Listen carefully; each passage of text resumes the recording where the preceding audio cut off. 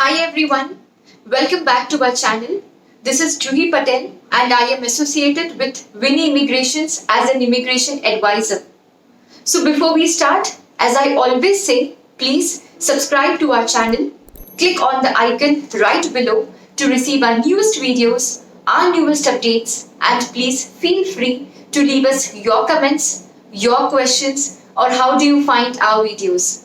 So today here I am going to talk about the cost to apply for immigration process to Canada. So if you're planning to go to Canada, it is very important for you to watch this video so that you can prepare financially to know all cost for your immigration application, if you want to hire a professional, and also what to expect when you arrive in Canada. So first, I will start talking about the government fees and I will be explaining according to the program that you are applying. So first, I will start talking about the most important and common program, that is Express Entry. The Government of Canada charge to view your application. Once you have submitted your application, there is a processing fee of $8.25 per person. Also, there is a processing fee of $2.25 per child for the government to review and process your application.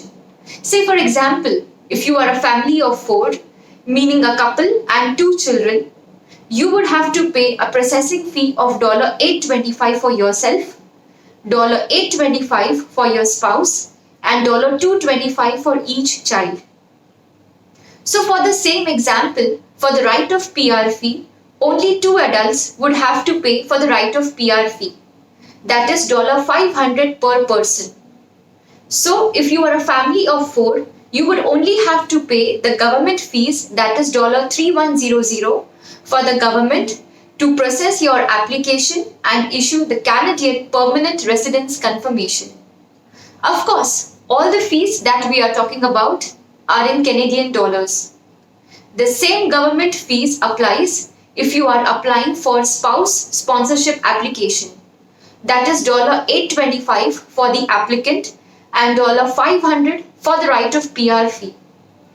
But for example, if you are single and without children, for example, the total cost would be about $1,325 for the main applicant. Say for example, you are applying as a spouse of a Canadian citizen or a Canadian PR holder, the government fees would remain the same. Again, that is $8.25 for the applicant and $500 for the right of PR fee, considering that you do not accompany any children. Secondly, if you are applying your application via PNP, that is Provincial Nominee Program, in addition to the federal fees, every province charge its own fee. For example, in British Columbia, the provincial nominee fee is $1150. Okay. In Ontario, the provincial nominee fee is $2,000 if you are in Greater Toronto area and $1,500 if you are outside Greater Toronto area. Ontario is definitely the most expensive provincial nominee program. There are other provinces that are free of cost and there are other provinces that are as low as $250, $350. Compiling all together, I would like to say most of the provinces charge below 1,000 Canadian dollars. But you have to consider when you are applying and planning any of the provinces to apply. If your program of choice is self-employed, then their processing fee instead of $8.25 is $1,575 for the main applicant. Okay. The other fees for the spouse and the children remain the same, as well as the right of PR fee. I will have to remind you guys that this fees is valid as of today.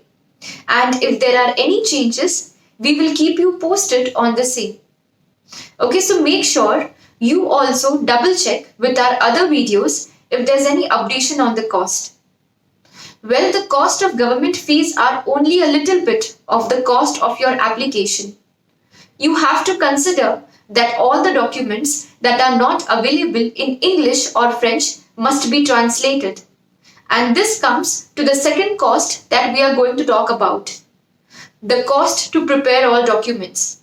Certified translation of documents can be available in your country and in Canada, and the cost to do so in your home country may be expensive or cheaper than in Canada.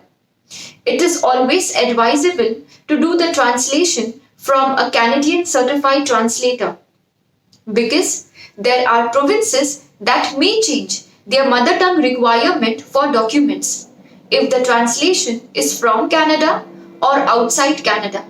So watch out. And in order to be safe, it is always advisable to do the translation from a Canadian translation company.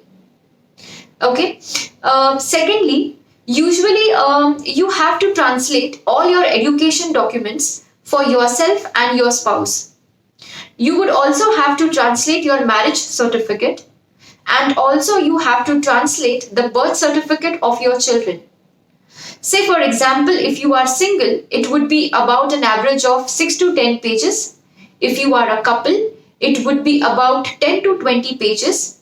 And if you have children, it will be more, say about 2 pages per child.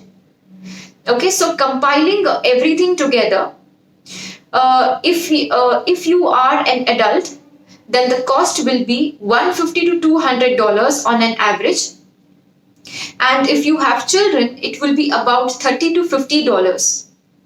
So more of $300 to $400 per family if you are a family of 3 or 4. And if you are single, it will be an about of $200 for the translation of documents. Okay.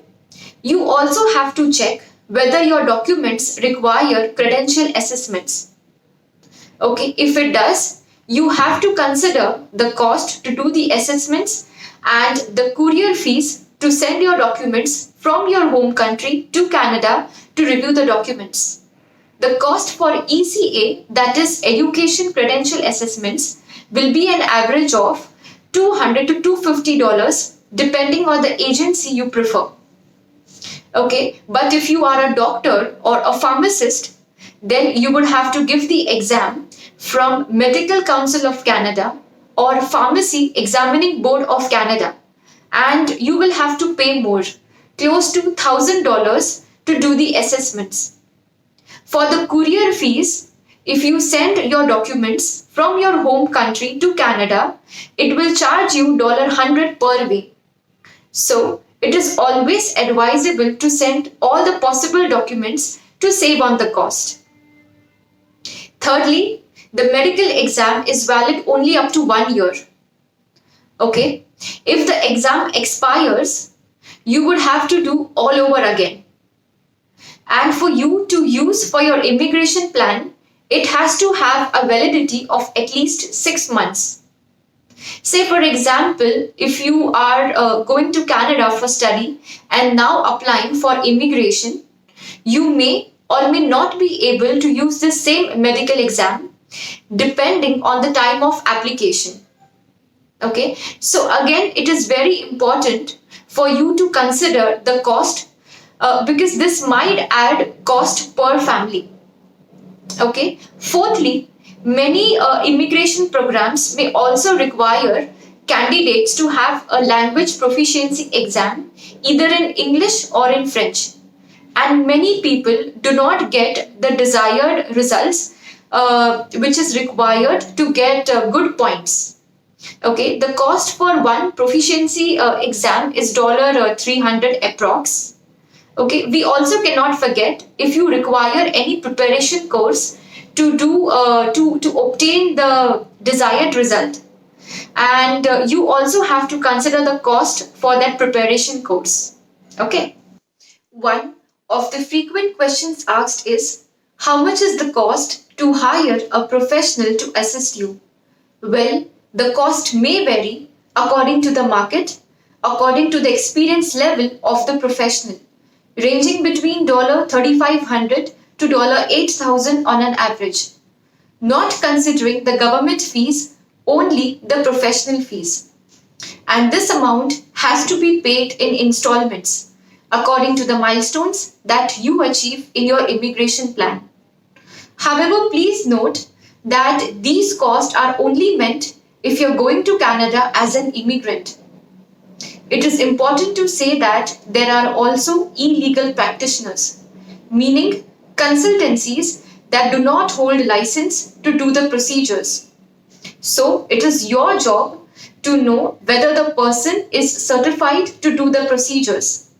It is highly advisable to do your research and consult their IRCC link to confirm whether the person is eligible and certified to represent your application and submit it to the Government of Canada. Please note, all the fees that we are talking about are only for licensed consultancies. Another question that comes into mind when you consider the cost of professional service is, should I hire anybody to help me? Well, this is up to you entirely, and you have to consider that time is money. The time that you spent on researching the information, starting the procedures to do by yourself, also has to be taken into consideration, okay, in your cost. And also, you would have to check that whether it's worth it or not. The time that you spent on researching may eventually cause you to lose out on an opportunity, okay, because time matters.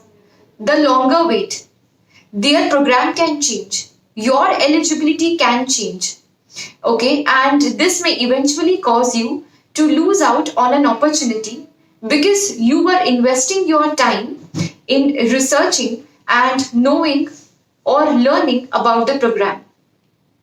So just to put everything together, I will give you an example of a couple and of a single person. If you are a single person, you would have to pay $4,000 for professional fee and $1,325 for government fees. Also an additional of $800 to $1,000 for your application. Additional. Okay. Suppose if you are a couple, you would have to pay $4,500 for professional fees, $2,650 for government fees, and an additional of $1,000 to $1,500 for your documentation procedures. Also, when you arrive in Canada, you need to have some amount of money, what we call as settlement funds, to establish yourself in Canada and live comfortably before you get a job and maintain your family. They have arrangements for this also. They have estimations for this also. Okay, the Government of Canada prepares a statistic report that shows what would a family require or need in its first initial months. They estimate about an average of $20,000 for a single person, $16,000 for a couple, and an average of $3,500 additional for per person who will accompany you. This is the amount for 6 months and it's pretty reasonable. Okay. However, you should have your savings, as some of the provinces may require you to show your proof of settlement funds in order to apply. Please note, you do not have to give anything to the government from this. It will continue to be yours, okay, which will be spent on your living expense in Canada. Guys, I didn't meant to scare anybody off. Okay, Canada is a very great country and worth your investment. Okay, hope you guys liked the video. Hope the video was very informative for you to get ready to go to Canada. Please share a thumbs up if you like our video and see you next time. Bye.